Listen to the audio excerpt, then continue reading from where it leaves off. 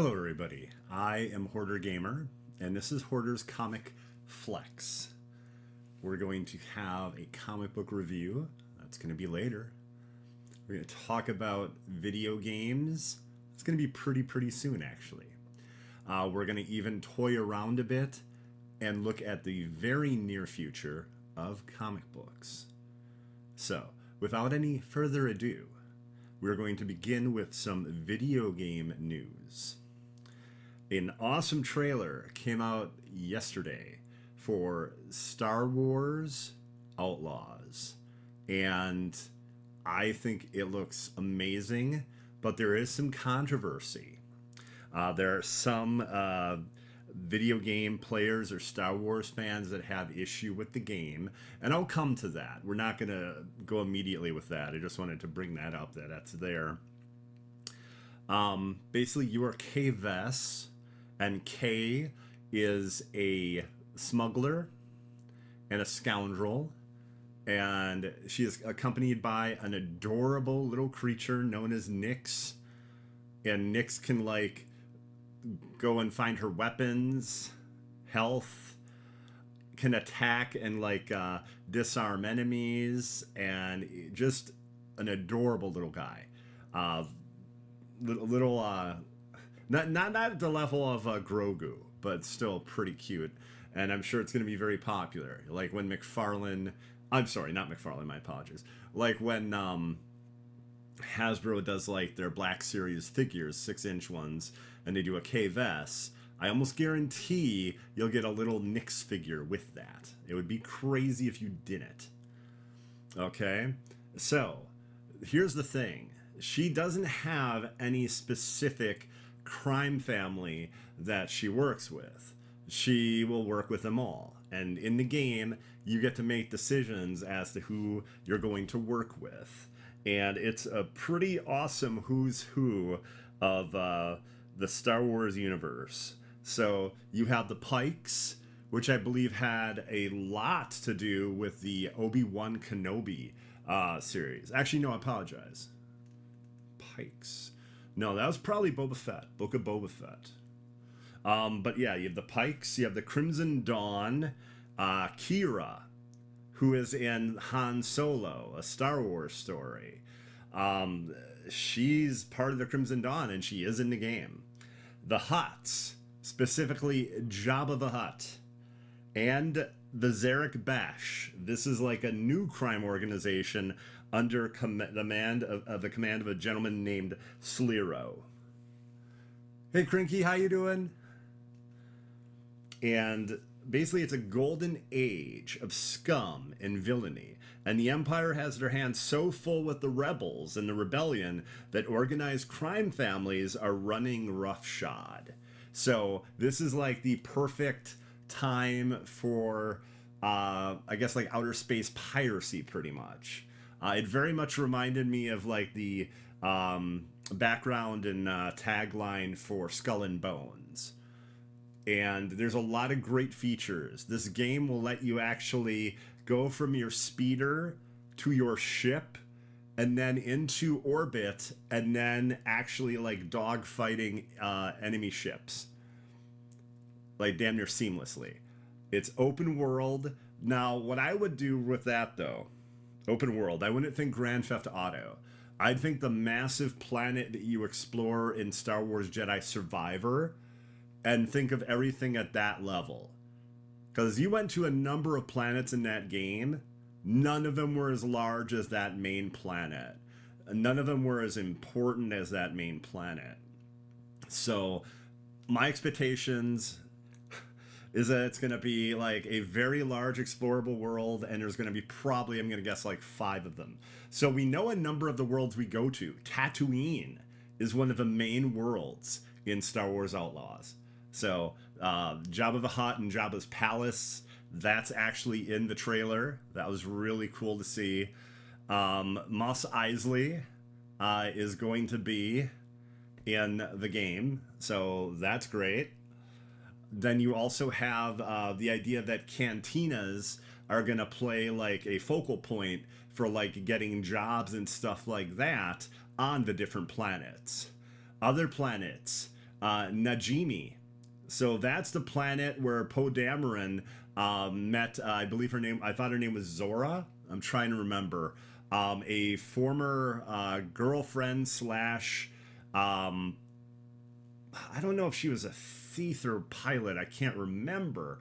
But that's right from Star Wars itself. So that's a planet we get to go to. And yeah, I'm very excited for this game. I think it's going to be really cool. There's another planet. I'm trying to remember which one. There's like 3 known planets for sure. And then there's like some new ones we have not seen. I appreciate that, Mike. I appreciate that. Thank you for the like. I don't harp and preach on liking it or like following or subbing, whatever, here on YouTube. But I appreciate it. Thank you very much, everybody. I'm doing quite well. Right now, just sort of talking about the new Star Wars trailer that came out yesterday for Star Wars Outlaws. And let's see here. What other information I want to make sure? Oh, so I mentioned controversy. And like there's some, people that are upset, and I'm one of them, okay, over this game. And I don't know. I mean, there's not many of us, but we're really loud.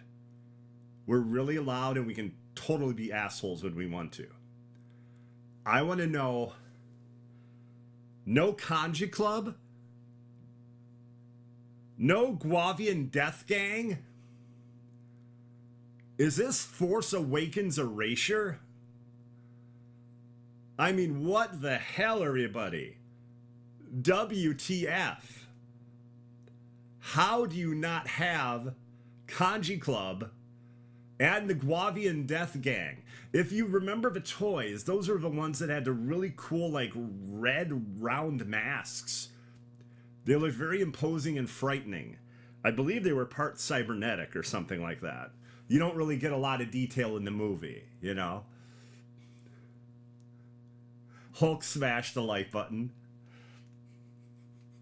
No, I was just making fun of the chuds and idiots who are really hung up on K-Vess's physical features and basically, woman in a game, my dick falls off. You know who I'm talking about. I don't even have to name names. People that basically drum up hate and anger from a real dark and terrible place. And if you have, like, someone that, like, is a different, that isn't white, okay, or is possibly a woman, or any minority, maybe a gay character or something, these people, mostly men, their dicks will just fall right off. It's crazy. They should definitely see a doctor about that. They definitely need to see a doctor about that. Hater gamer. Oh, I agree, Crinky. I just wanted to have some fun with it, and I just like to call out that bullshit. So one thing I really do enjoy, I feel a little bit more free to swear now that it's like my show and I don't have to worry that dude might be upset, like, oh wow, why is he swearing like this? I don't have to be on my best behavior. I just have to be on behavior. Not best. Not my best behavior. What did everyone else think of the trailer? Did you all see the trailer for Star Wars Outlaws? Like, no joke, that is the main game I'm looking forward to this year. Let me preface that. I don't believe we're going to get any of the superhero games we're looking forward to this year. I do not believe we'll get Wonder Woman. I do not think we'll get Wolverine.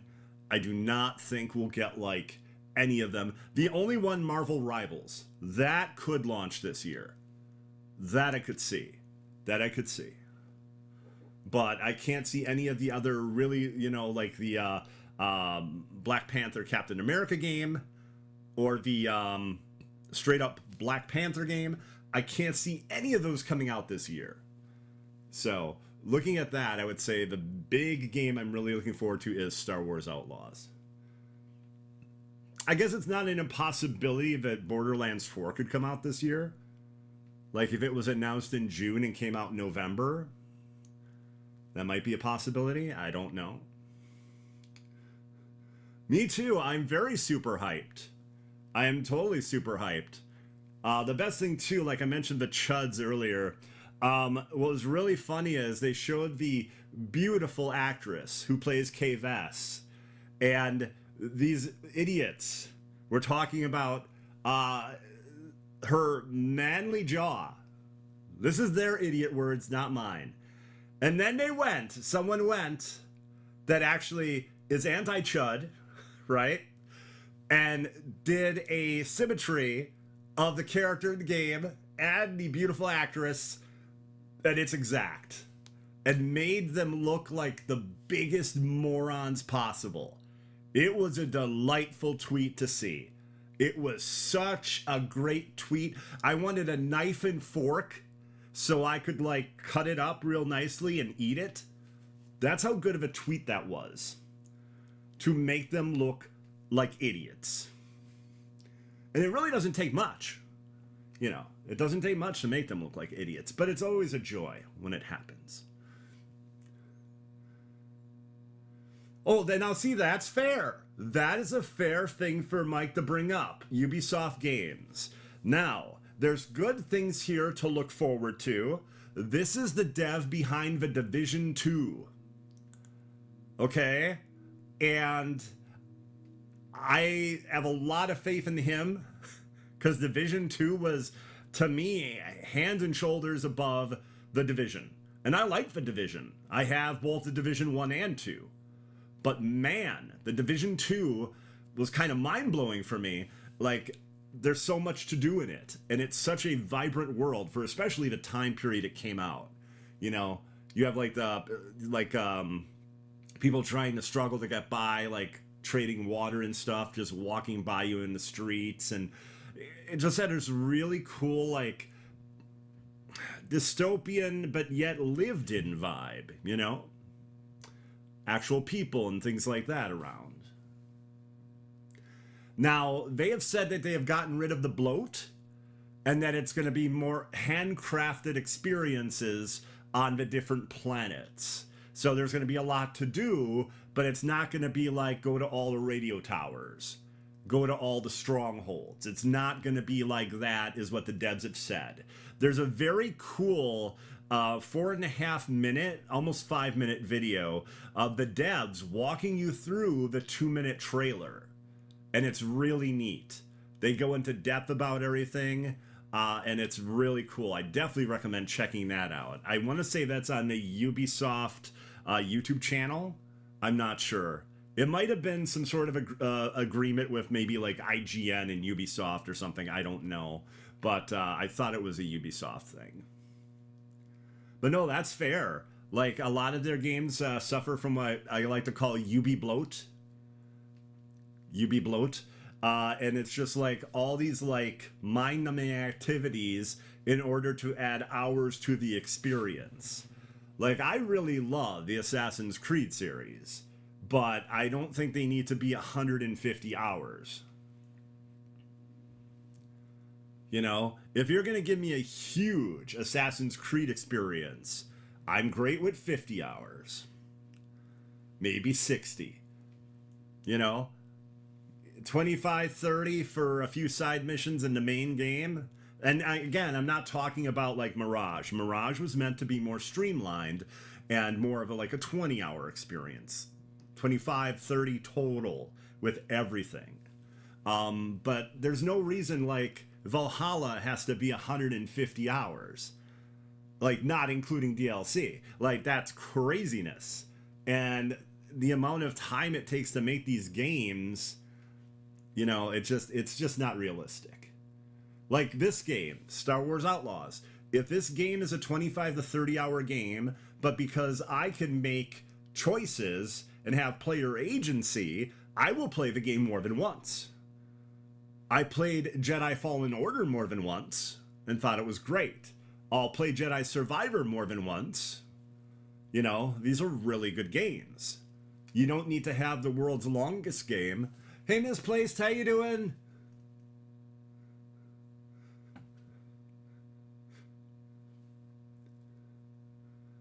People finish in 2 seconds and complain it's too short. Yeah, but see, there should be a happy medium, like between a game that's 2 or 3 hours and a game that's 150 hours. You know, like I love Last of Us 1 and 2. The first Last of Us took me my first playthrough, I'd say about 18 to 20 hours, and my first playthrough of Last of Us 2, actually I've only beaten that once.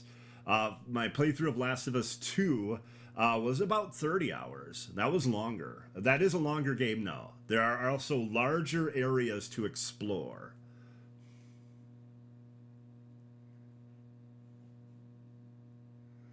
That is true. That is true. So like for me, I'm gonna go with the gold edition, 3 days early and the season pass. I know I want the season story pass involving Star Wars. They got me there. They got me there. But I don't want to. I'm not going to spend the extra 20 or 30 bucks for some ultimate pack, which is also that all of everything I just said, right? But also like more DLC packs of cosmetics. It's like a 20 or $30 difference. It's crazy. Like it's I want to say it's $69.99 the base game because that's what AAA games are now. And then it's like I think 109.99 or something like that, or 99.99 for the gold edition, and then pop an extra like 20 bucks on it. And that's the ultimate edition.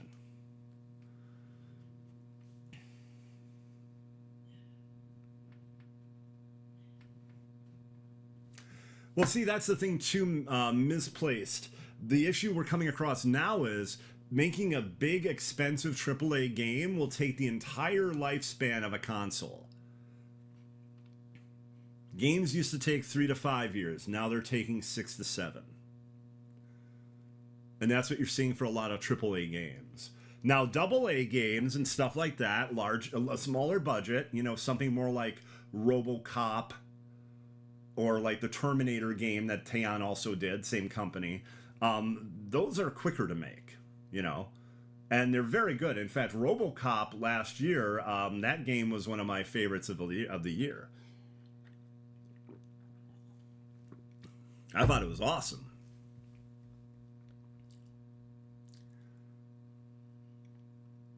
Oh, see, I loved it. I loved everything about that game. And I went on horseback and found like every little secret I could find.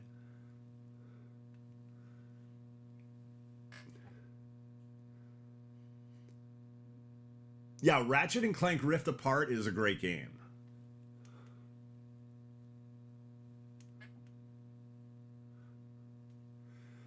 I don't know about that, Mike. I mean, and you know that fear you just mentioned, isn't that like a game with DLC sometimes? I'm not saying always.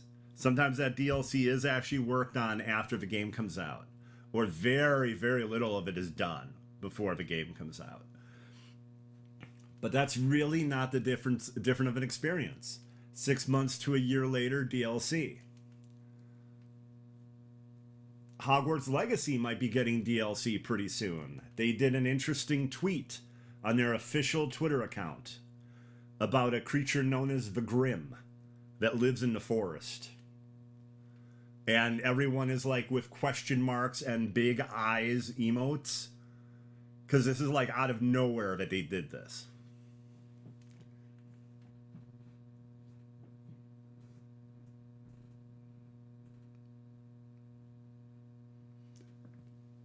Again, it's very much like the company wants their money, right? So the AAA game is like 70 bucks and then the DLC pack is 40 or 50. So they just basically portion it differently. Like the guy in Force Awakens with the bread mix, you know? Get a quarter portion instead of the full portion, or I'm sorry, Force Awakens has been on my mind recently. Especially when I had to look up. I remembered Kanji Club, right, as one of the gangs in Force Awakens, but Guavian Death Gang, that I could not remember. That I could not remember. I was like, what? Let's see what else for gaming news. Oh, Destiny 2. Okay, the final Sharpay. I don't know why we would name this game expansion after a dog breed, but I guess. Okay, if you didn't think that joke was good, we'll go with this one. The Destiny 2 new expansion's coming out. The final shakedown. Because about every year or so they shake you down for something between 40 and 60 bucks. Okay, those are the only two Destiny jokes I have. It actually looks really cool though. The Witness is doing terrible, terrible things. We are now prismatic guardians using the dark and the light together, and they've boosted us to make us super powerful and insane and damn near broken for this expansion. And there are, if that's not cool enough, there's the Dread, a brand new enemy type. Like a brand new enemy class with like 6 to 8 different variations and stuff, including a giant bat with like an assault rifle that flies. Now, bats usually do fly, right? But like there's not a tactical enemy really in Destiny that goes flying around in groups and shooting you. So I thought that sounded pretty neat. And the hardcore people are very excited for what they've heard about Destiny 2. So you can definitely go by that. For me, I'm the person that just likes the story expansions. So what they showed looked really cool, looking at that. And then I'm very interested to see where we go from there. You know, they did reiterate on this stream from Bungie that the story's not over. And that after we confront the Witness, they'll be ready to tell us what Destiny 2 looks like going forward. And what happens next.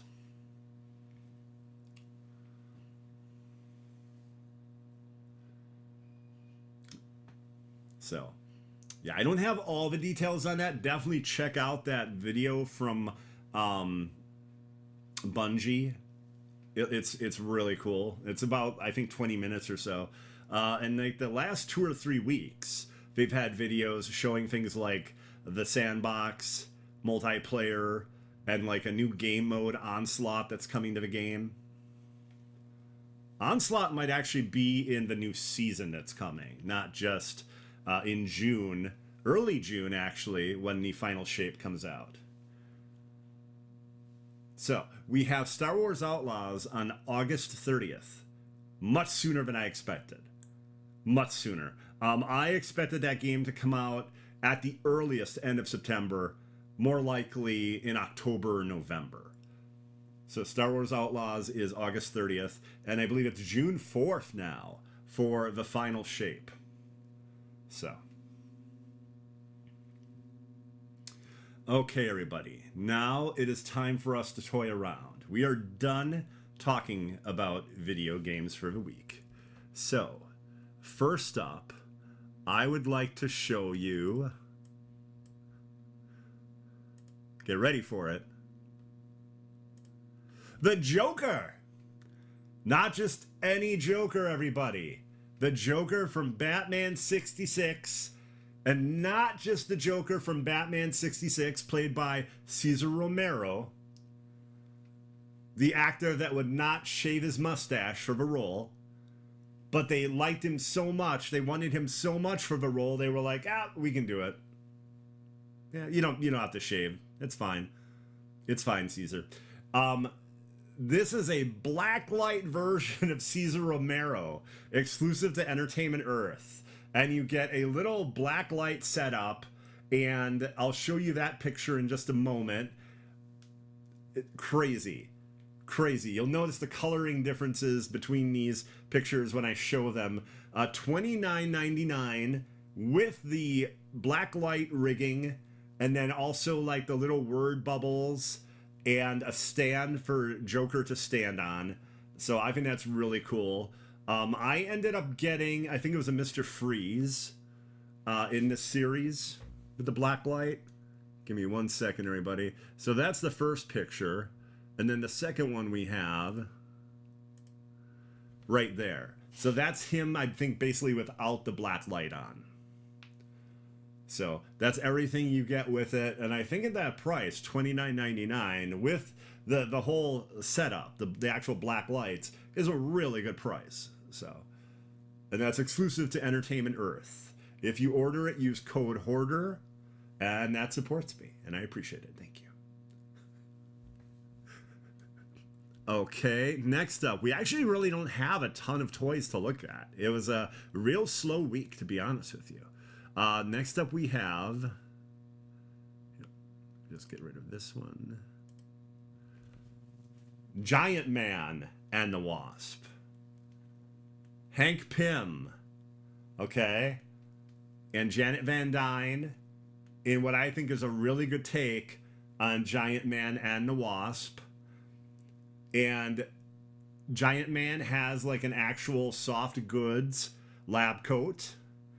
And if you notice, it comes with multiple heads there, including the actual Giant Man head, because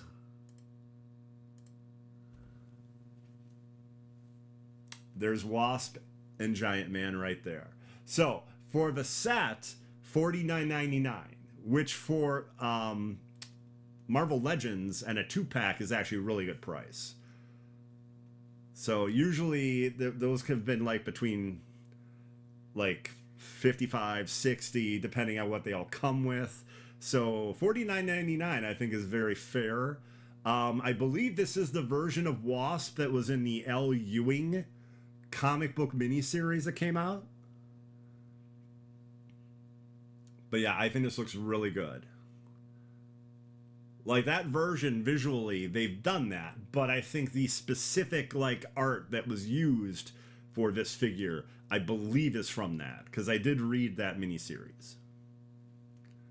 But yeah, Giant Man and the Wasp, $49.99, and I believe pre-orders. Actually, it's a what is it? An exclusive at Hasbro Pulse, and I think it's shipping. I think it's already shipping, which is really rare. Usually you're pre-ordering something, but apparently this is in stock for shipping. And it just went live like today. Okay, everybody. Now, we are done toying around. I wasn't kidding. There were really like 3 toys total and 2 that I was excited about. So I did, okay, we'll do 2 pictures of each of those. So not too heavy with the toys this week.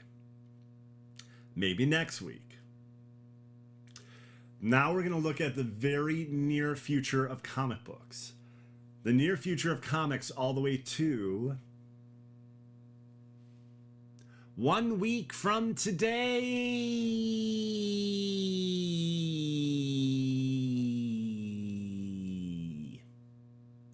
Okay, so first up, we have this is a wild one, everybody. Get ready for it. Roxxon presents The Mighty Thor. That's right, Roxxon Corporation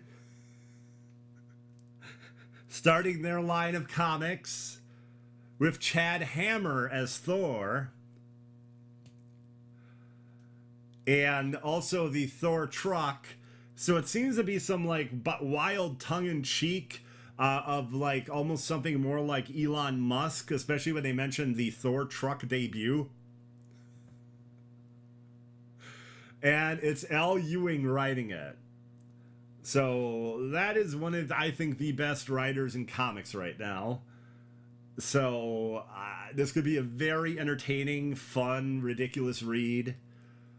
They might be going against Loki, but the big like plot of it is that environmental activists have gone too far. So Roxxon, who cares about the environment, and all of us very much, I'm sure, is putting a stop to that with Chad the Thor. Or the Thor Chad, I guess you could say. So, yeah, this could be a lot of ridiculous fun and very, like, meta and bizarre. And I'm very interested to see if it's going to be an actual whole series of Roxxon comics. It's neat. It's a neat looking outfit. And it's not Justin Hammer, it's Chad Hammer. So maybe that's Justin's son?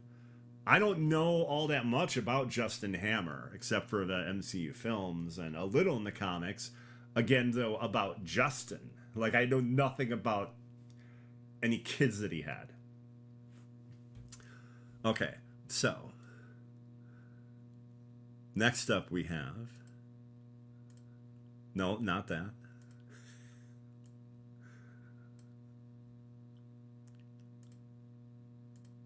Superman, number 13.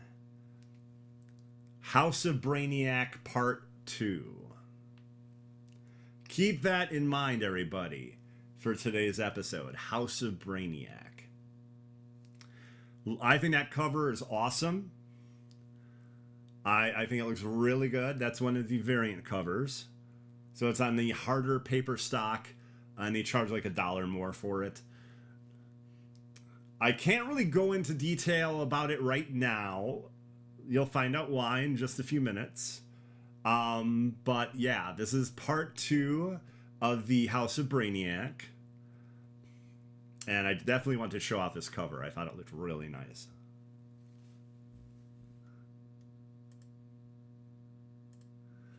Next up, Batman Off-World. He is going after the Black Sun Mining Corporation in outer space, and he is ready to kick ass. This entire series, Batman Off-World, has kicked ass. Jason Aaron, his take on Batman and the idea of what Batman would go through to be prepared to fight any threat has been just awesome. And a great science fiction epic. So I'm liking it very much, and this is, I believe, issue 4 of 6 coming out. And again, this is a variant cover. This isn't the basic cover.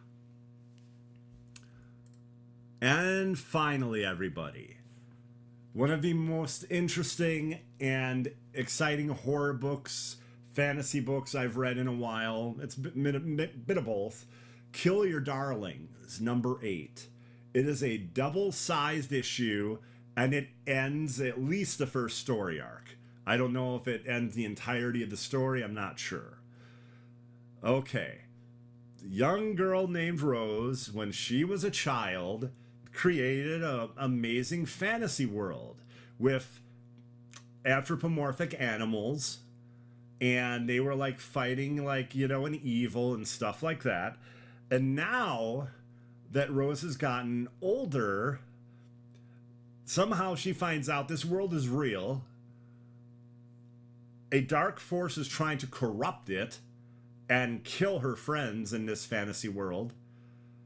And that all has to do with the Salem witch trials and a witch that was persecuted at that time. We have the pieces there, but not everything is connected yet. But it's been very good, and I'm looking forward to this, issue 8. I'm excited that it's double-sized, because things have been really wild in the last, like, 2 issues, and I'm like, how do you end it with one single issue? I will say that ending it with 2 issues makes a lot more sense. So, Kill Your Darlings, number 8. It's been quite popular. A number of the issues have gotten multiple printings, or at least 2 printings. So, yeah, it's doing quite well. And if you like horror and fantasy, I definitely recommend it. Everybody, we are done looking into the crystal ball of the future of comic books, the very near future. Next up, we have, this is a foil cover right here. It's kind of hard to see it. I can get you a better idea what it looks like. One moment here.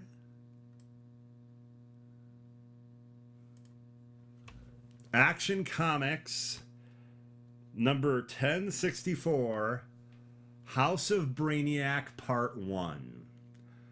This is why I couldn't really talk too much about Part 2. So, Lois Lane is about to have a rare day off, and she spends that in the park doing yoga with Clark, Jimmy Olsen, and Jimmy's girlfriend, Savan. Okay, that's what she would like to be saying. Until Brainiac lets loose with an army of Zarnians, and if you don't know what a Zarnian is, think Lobo. An army of Zarnians and Brainiac drones taking over Metropolis. And a different plan than any he's had. He no longer wants to keep the knowledge and secrets that he's found from all the planets. He wants that given to everyone now. And what he's been doing in this first issue of House of Brainiac is abducting all these different heroes with different power sets. And Lex Luthor has a connection to this. A digital version of Lex, LL01, was secretly a version of Brainiac. And it was basically in the background of, I believe, Superman and Action Comics for a number of months. But it hasn't been, like, fully revealed. Little bits and pieces here and there, apparently. Superman does not know that Lex basically orchestrated everything, including having his rivals and enemies from years ago come and like threaten him in order to test the Man of Steel for something insane and frightening in the future. But now we have a Brainiac, which is part Lex, taking over with an army of basically Lobos. And it's been very cool. You see aboard Lex's ship the different heroes and everything that are like captured, and like they show him like put them into like giant bottles, almost like the bottled city of Kandor, but then they're whisked away, like teleported to the ship and connected to like these connection devices and stuff like that. It's really good so far. It's only issue 1 at this point. And the big question is, where is Lobo? Where is Lobo? No one seems to know. I did read the newest issue of Green Lantern, issue 10, and the side story in there is where basically they think they caught Lobo, that Lobo has been found. Guy Gardner actually finds him, and he's doing intergalactic death wrestling. But apparently it's not actually Lobo, and he contacts space dolphins to help him escape Guy Gardner. Green Lantern Guy Gardner. So not exactly sure who this is. I was thinking possibly Aquaman in disguise, but then I'm like, space dolphins? That's something I don't know of. I don't know if he can do oceanic life in space. I don't know. I don't know. But yeah, the Green Lantern story was really good too. Basically the United Planets, they're trying to grab as many rings as they can, I guess you could say, and do some really frightening stuff. So But yeah, basically what I'm going to be doing every week is one actual review. So that this week it's 1064 Action Comics, and then a very brief, like, look at or mention or something of another issue. And this week it's Green Lantern 10. So everybody, I want to thank you very much for watching. Again, I'm Hoarder Gamer. If you want to watch me, and I don't know why you would want to be like a glutton for punishment and want more than this every week. But if you do, twitch.tv/Hoarder Gamer. I'm doing a lot of Suicide Squad, Kill the Justice League. Tomorrow is going to be wild. So I might be playing in the morning with Jay Shockblast. And then I am booked in the evening by Doomkiller HD for some Suicide Squad, Kill the Justice League. So it's going to be a lot of fun. I really like the game a lot. I know a lot of people don't, but I do. And then I'm very much looking forward to Diablo 4 Season 4. And that starts in, I want to say May 14th. Roughly May 14th or so. We'll probably play some more Diablo 4 on stream, just because I want to kind of build up my character that I'm working on now and finish up the Battle Pass and the other cool, like, boss battles and stuff like that in Season 3, which is currently on. Thank you very much, Crinky. Thank you, everyone that watched. I greatly appreciate it. Also, do not forget, Monday nights, Games on a Plane, twitch.tv/Games on a Plane. Xbox Live Mike and I will play games. It's very literal. On a plane. And have absurd back and forth and other cool features that we don't want to say until you actually see them. So that's usually 8 p.m. Central on Mondays. So currently anyway. So it's just like once a week on that as of right now. But everybody, I hope you have a great week, and I will see you later. Bye-bye.